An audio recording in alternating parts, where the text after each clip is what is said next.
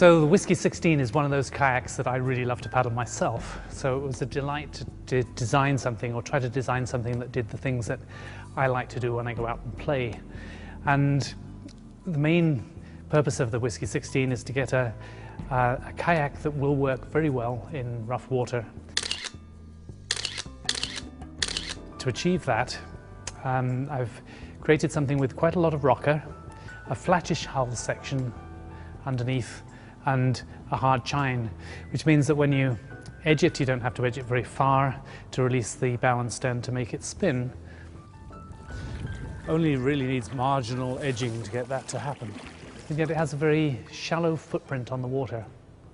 The shallow footprint on the water is important because when you're in turbulent water around the rocks and you're trying to dodge between the gaps, there's a lot of surging of the water backwards and forwards through the gap as the waves pound around and rebound and drain back out.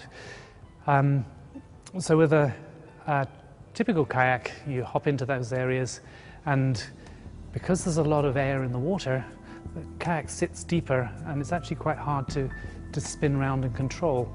So the current takes the kayak sideways more forcefully. So I wanted something which sits close to the surface and can spin easily, even when it's in that aerated water. And Whisky 16 does that really well.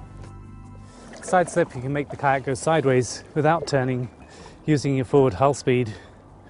It's a really nice way of getting into a dock on flat water. It's also hugely useful in amongst the rock gardens, because you can make the boat really dance, make it go exactly where you want it to go. The hull shape and its seat a little bit far back make it really easy to pick up waves. You hardly need more than a couple of paddle strokes and you take off. And once you're on the wave, it tracks really easily and very easily controlled.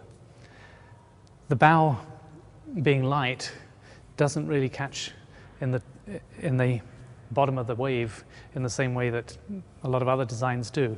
So you can perform cutbacks with ease.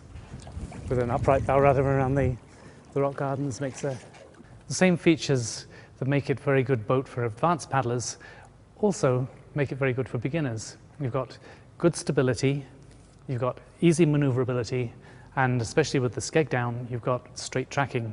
So you've got all the features that a beginner would want to make learning easy, but yet they can take the same boat and grow into it and take it into rougher and rougher, more demanding conditions if they wish. So it's an ideal boat for the whole spectrum of learning.